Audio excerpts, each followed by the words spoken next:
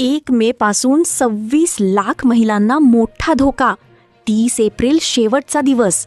1 मे पासून लाडक्या बहिणींसाठी 4 कडक नियम लागू होणार. आता ज्या बहिणी आजच्या आज ही कागदपत्रे जमा करणार नाहीत त्यांना मिळणारे 1500 रुपये कायमचे बंद होणार. एप्रिल महिन्याच्या शेवटच्या दिवशीच 5 मिनिटांपूर्वी सरकारने एक नवीन GR काढलाय. यामध्ये सरकारने स्पष्ट सांगितले की KYCची तारीख ही आज शेवटची आहे. आज रात्री 12 वाजेपर्यंत KYCची शेवटची मुदत तर आहेच, या तारखेनंतर मुदत वाढणार नाही. पण या GR मध्ये ज्या बहिणींची KYC झाली आहे त्यांच्यासाठी 4 महत्त्वाचे नियम आता लागू केले आहेत. आजचा दिवस हा शेवटचा आहे, त्यामुळे ही शेवटची संधी तुमच्यासाठी आहे. तुमच्या हातात खूप कमी तास आता शिल्लक राहिलेत. पहा, आता फक्त त्याच बहिणीला 1500 रुपये मिळणार आहेत की ज्या बहिणी या 4 नियमांत बसतील. आजच्या आज ज्या बहिणी कागदपत्रे जमा करतील त्यांनाच पैसे मिळणार.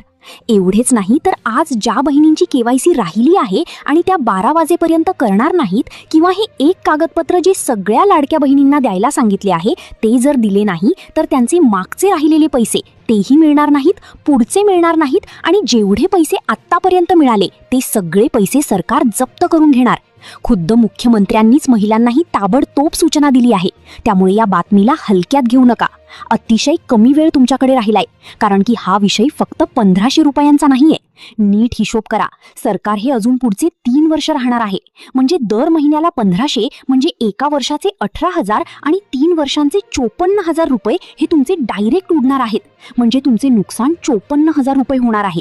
त्यामुळे हे नवे 4 नियम कोणते आहेत, कोणते एक कागदपत्र सगळ्या लाडक्या बहिणींना आजच्या आज जमा करायला सांगितले आहे आणि KYCची नेमकी काय प्रक्रिया आजच्या आज करायला सांगितली आहे, सगळी सविस्तर माहिती तुम्हाला पुढील 30 सेकंदांत सांगणार आहे. पहा, हा बहिणींसाठी आज शेवटचा दिवस आहे.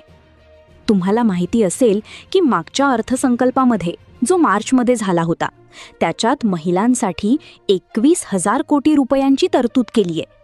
तुम्हाला वाटेल आकडा खूप मोठा आहे, पण गेल्या वर्षी हीच रक्कम 36,000 कोटी होती. म्हणजे सरकारने 15,000 कोटी रुपये कमी केलेत. याचाच अर्थ असा की आता प्रत्येक महिलेला हे पैसे मिळणार नाहीत. म्हणूनच या 4 नियमांच्या आधारे आता बहिणींची नावे कापायला सुरुवात झालीये.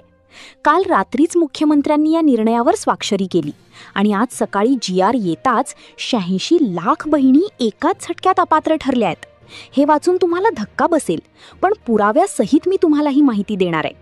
जसे आपल्याला माहिती आहे की 1 मे नंतर बरेच नियम बदलतात, तसे लाडक्या बहिणीच्या बाबतीतही होणार आहे. या व्हिडिओत मी तुम्हाला अपात्र झालेल्या बहिणींची यादी सुद्धा दाखवणार आहे आणि ते 4 नवीन नियम नेमके कोणते आहेत ज्यांच्या आधारावर आता पैसे वाटले जाणार आहेत त्याची सविस्तर माहिती देणार आहे. मुख्यमंत्र्यांनी बँकांना थेट आदेश दिलेत की ज्या बहिणी या 4 नियमांत बसतात फक्त त्यांच्याच खात्यात पैसे टाका, इतरांचे पैसे थांबवा. त्यासोबतच एक खास कागदपत्र अंगणवाडी ताईंकडे जमा करायला सांगितले आहे. ते कागदपत्र कोणते आहे आणि हे 4 नियम कोणते हे नीट समजून घेतल्याशिवाय हा व्हिडिओ मध्येच बंद करू नका, कारण सरकारच्या या नवीन नियमामुळे तुमचे मोठे नुकसान होऊ शकते. या नियमांची अंमलबजावणी आज सकाळी 10 वाजल्यापासूनच सुरू झालीये, ज्यामुळे लाखो महिला बाद झाल्या आहेत. एवढ्या मोठ्या प्रमाणावर महिलांना अपात्र करण्याची ही पहिलीच वेळ आहे. त्यातील 20 लाख महिलांना तर मिळालेले पैसे सुद्धा सरकारला परत द्यावे लागणार आहेत. बघा, जुने नियम आता विसरा. ही सर्व नियम पूर्णपणे नवीन आहेत. आधी फक्त सरकारी नोकरी किंवा मोठी गाडी असेल तर अडचण यायची, पण आता जर तुमच्या घरात TV, मोटरसायकल किंवा साधा फ्रीज जरी असेल तरी तुम्हाला मोठा प्रॉब्लेम होऊ शकतो. कारण आता प्रत्येक अर्जाची पुन्हा तपासणी होणार आहे. आधी कोणाचेही अर्ज मंजूर व्हायचे, पण आता साधी दुचाकी जरी तुमच्या नावावर असेल तरी तुमचे पैसे मिळणे कठीण आहे. आज सकाळी 10 वाजता झालेल्या या मोठ्या निर्णयामुळे 86 लाख महिलांचे पैसे आता कायमचे बुडणार आहेत. ही खूप मोठी रिस्क आहे. 2026 सुरू होऊन आता 4 महिने झालेत आणि पुढचे हप्ते येण्यापूर्वीच हा नवीन GR आलाय.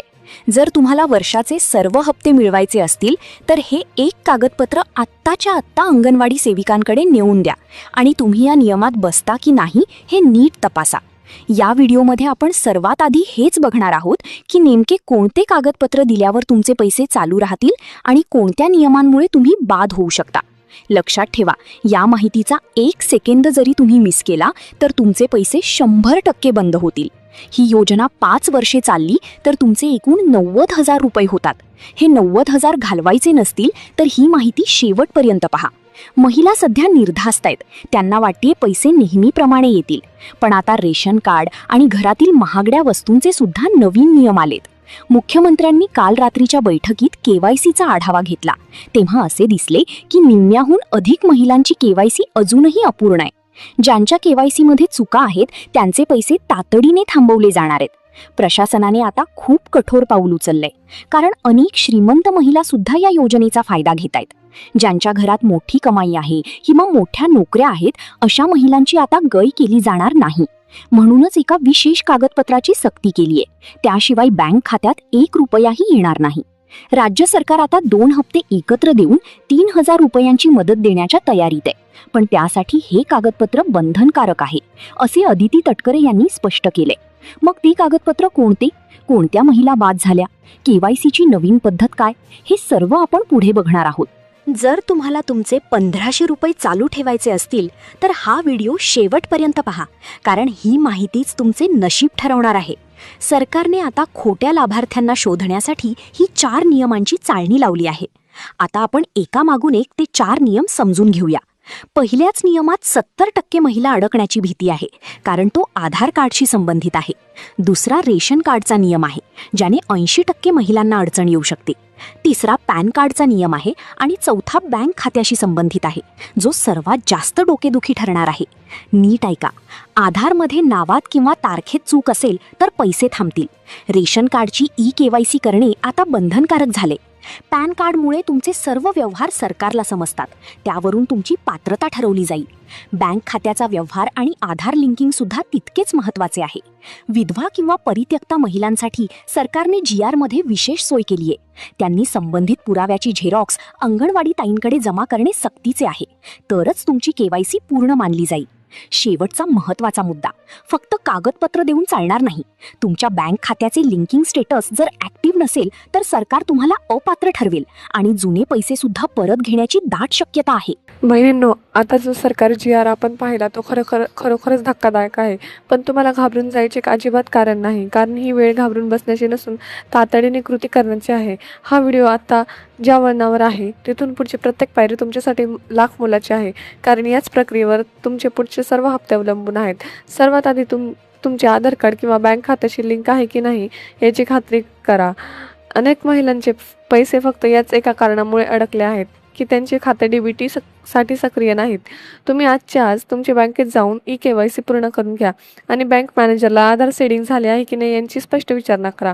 दुसरी महत्त्वाची गोष्ट म्हणजे रेशन कार्डमध्ये तुमचं नाव आणि आधार कार्डवरील नाव यात एकही अक्षर इकडे तिकडे नसावे. जर तुमच्या नावात बदल असेल तर गॅजेट किंवा विवाह नोंदणी प्रमाणपत्र सोबत ठेवा. आता तुमचा जो फॉर्म अंगणवाडी सेविकांकडे द्यायचा आहे तो नीट भरून त्यावर तुमची स्वाक्षरी करा.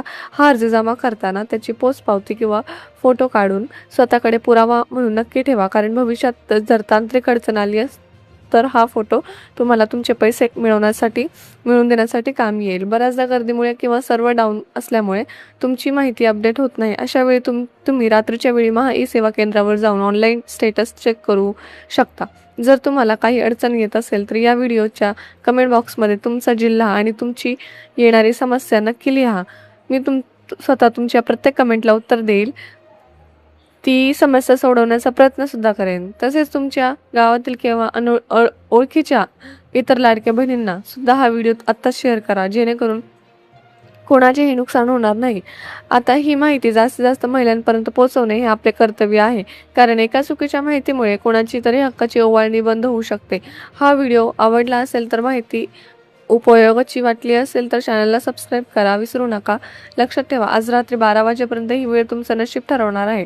त्यामुळे वेळ वाया न घालवता कामाला लागा. तुम्ही हा व्हिडिओ शेवटपर्यंत पाहिल्याबद्दल तुमचे मनापासून आभार मानते आणि व्हिडिओ तुमच्या हक्काचे पैसे नक्की मिळतील अशी मी आशा करते.